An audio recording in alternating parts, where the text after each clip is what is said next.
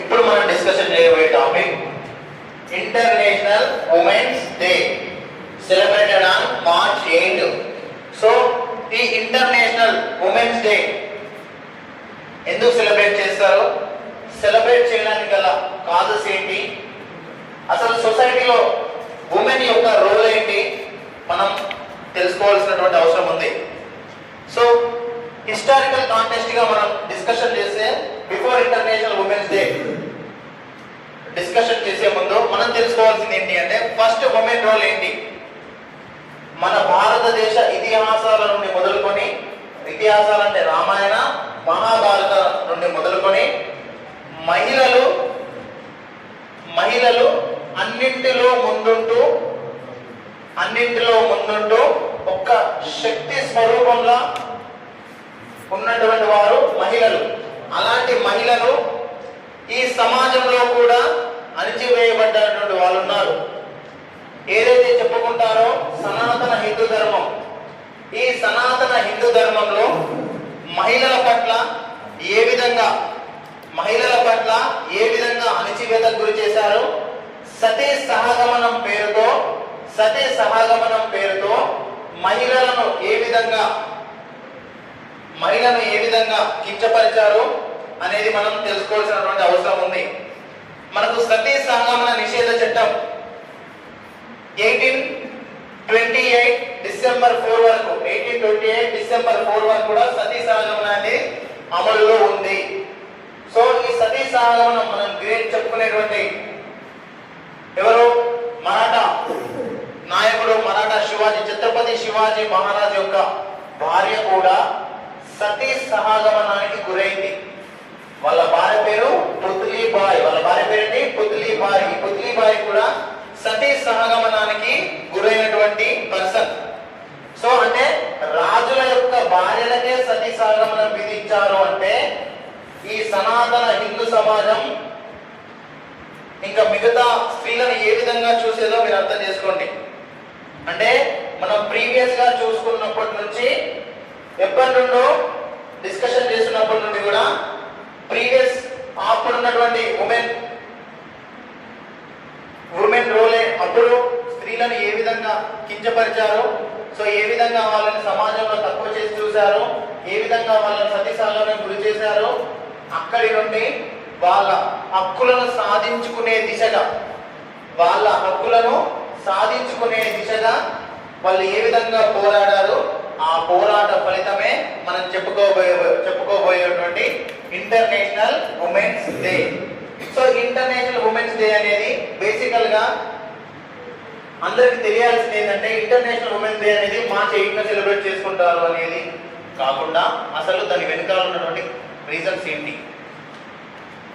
1908లో అమెరికాలోని న్యూయార్క్ లో దాదాపుగా 15,000 మంది మహిళలు తమ యొక్క హక్కుల కోసం పోరాడడానికి రోడ్లెక్కారు. 1908 అమెరికాలోని న్యూయార్క్ లో.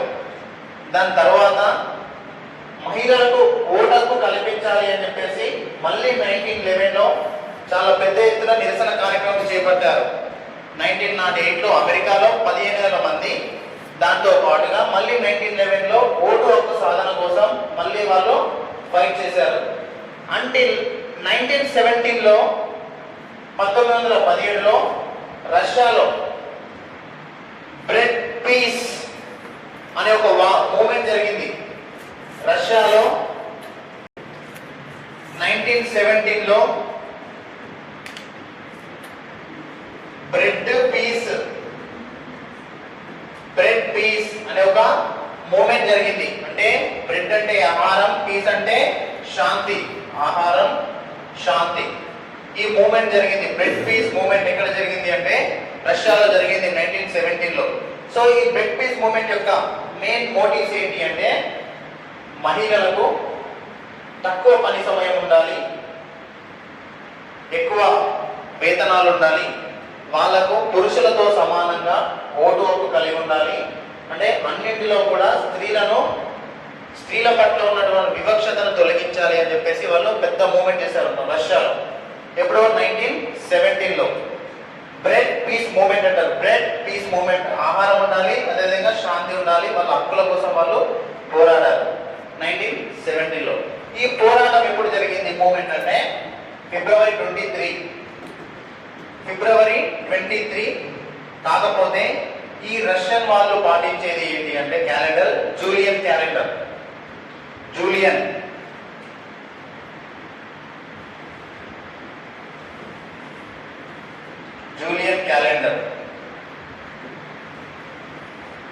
క్యాలెండర్ ఫిబ్రవరి 23 జూలియన్ క్యాలెండర్ ప్రకారం ఈ ఫిబ్రవరి 23న ఈ బ్రెడ్ పీస్ మూవ్మెంట్ జరిగితే వాళ్ళ హక్కుల కోసం.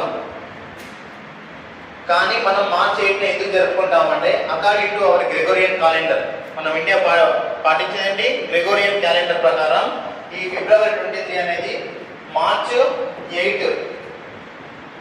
8 అకార్డింగ్ టు గ్రెగోరియన్ క్యాలెండర్.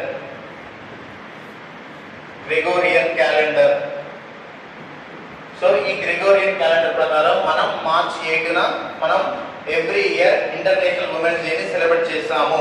దీనిని యుఎన్ఓ అఫీషియల్ గా ఎప్పుడు గుర్తించింది అంటే 1975. ఇన్ ద 1975లో యుఎన్ఓ అఫీషియల్ గా ఇంటర్నేషనల్ ఉమెన్స్ డేని గుర్తించింది. యుఎన్ఓ అధికారికంగా 1975లో ఇంటర్నేషనల్ ఉమెన్స్ డేని గుర్తించింది. అప్పటి నుండి మనం 1975 నుండి మార్చ్ 8న ఎవ్రీ ఇయర్ ఇంటర్నేషనల్ ఉమెన్స్ డేని మనం సెలబ్రేట్ చేస్తాం. సో మనం ఒక పర్టికులర్ డే గురించి మనం డిస్కషన్ చేస్తున్నాం కాబట్టి ప్రతి దానికి ఒక థీమ్ ఉంటుంది. మనం వరల్డ్ ఎకనామిక్ ఫోరం గురించి డిస్కషన్ చేస్తున్నామా, దానికి ఒక థీమ్ ఉంటుంది. ఏంటి? Spirit of dialogue. అదేవిధంగా మనం పరాక్రమ్ దివస్ గురించి డిస్కషన్ చేస్తున్నామా, ఏదైతే ఉందో జనవరి 20 దానికి ఒక థీమ్ ఉంటుంది. ఏంది? Netaji courage, determination and patriotism. Netaji courage, determination and patriotism దానికి ఒక థీమ్ ఉందా? అదేవిధంగా రిపబ్లిక్ డే జాన్ 26 దానికి ఒక థీమ్ ఉందా? ఏంటి? జనవరి 26 థీమ్ ఏంటంటే 150 years of Vande Mataram and Atmanirbhar Bharat. So అలా ప్రతి ఒక్క డేకి ఒక థీమ్ ఉంటుంది. అదే విధంగా ఇంటర్నేషనల్ ఉమెన్స్ డేకి కూడా ఒక థీమ్ ఉంటుంది ఎవ్రీ ఇయర్. ఈ 2026 థీమ్ ఏంటి అంటే rights, justice, action for all women and girls. Rights, justice, action for all women and girls. ఇది వెరీ ఇంపార్టెంట్ థీము. మనం ఖచ్చితంగా ఇంటర్నేషనల్ ఏ డే గురించి మనం డిస్కషన్ చేస్తున్నామో ఆ డే యొక్క థీమ్ అనేది వెరీ ఇంపార్టెంట్. ఈ థీమ్స్ పైనే క్వశ్చన్స్ వస్తాయి. Day and theme is most important. ఏంటి థీము? రైట్స్, జస్టిస్,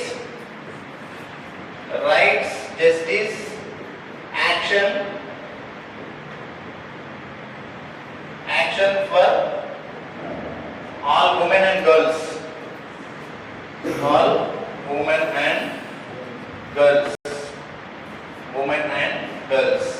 ఇది 2026 యొక్క ఉమెన్స్ డే యొక్క థీమ్. సో ఇది మనం క్లియర్ కట్ గా మనం గుర్తుంచుకోవాల్సిందే. రైట్స్ అంటే హక్కులు, జస్టిస్ అంటే న్యాయం, యాక్షన్ అంటే చర్య. అంటే rights, justice, action for all women and girls అనేది 2026 యొక్క ఇంటర్నేషనల్ ఉమెన్స్ డే యొక్క థీమ్. ఇది గుర్తుపెట్టుకోవాలి. దీంతో పాటు ఇంటర్నేషనల్ ఉమెన్స్ డే అనేది ఎప్పుడు అఫీషియల్ గా యుఎన్ఓ గుర్తించింది అంటే 1975. ఏ డేట్ సెలబ్రేట్ చేసుకుంటామో మార్చ్ 8. దానితో పాటుగా ఈ ఇంటర్నేషనల్ ఉమెన్స్ డే సెలబ్రేట్ చేసుకునే బిఫోర్ అసలు వీళ్ళు ఎందుకు వచ్చింది ఇంటర్నేషనల్ ఉమెన్స్ డే సెలబ్రేషన్స్ అంటే మనం 1970లో రష్యాలో బ్రెడ్ పీస్ మూవ్మెంట్ జరిగింది. ఆ బ్రెడ్ పీస్ మూవ్మెంట్ కారణంగా ఈ మనకు మార్చ్ 8న మనం సెలబ్రేట్ చేసుకుంటున్నాము. ఇవి behind the reasons.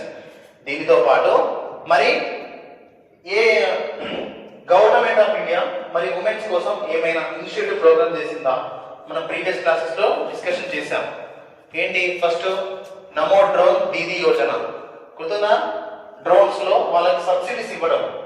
Namo drone Didi Yojana, Lakhpati Didi Yojana అంటే ప్రతి ఒక్క మహిళను లక్షాధికారులను చేయడానికి లక్ష్యంగా పెట్టుకున్నది. సో ఇలాంటి ప్రీవియస్ క్లాసెస్ లో మనం పథకాలన్నీ కూడా డిస్కషన్ చేశాము. సో మనకు ఉమెన్ ఎంపవర్మెంట్ బేస్డ్ మీద కూడా చాలా స్కీమ్స్ ఉన్నాయి. బేటీ బచావో, బేటీ పడావో, సుకన్య సమృద్ధి యోజన. సో ఇవన్నీ కూడా బేస్డ్ ఆన్ ఉమెన్ ఎంపవర్మెంట్ సంబంధించినవి కాబట్టి మనం అన్ని గుర్తుపెట్టుకోవాలి. నోట్ చేసుకోండి.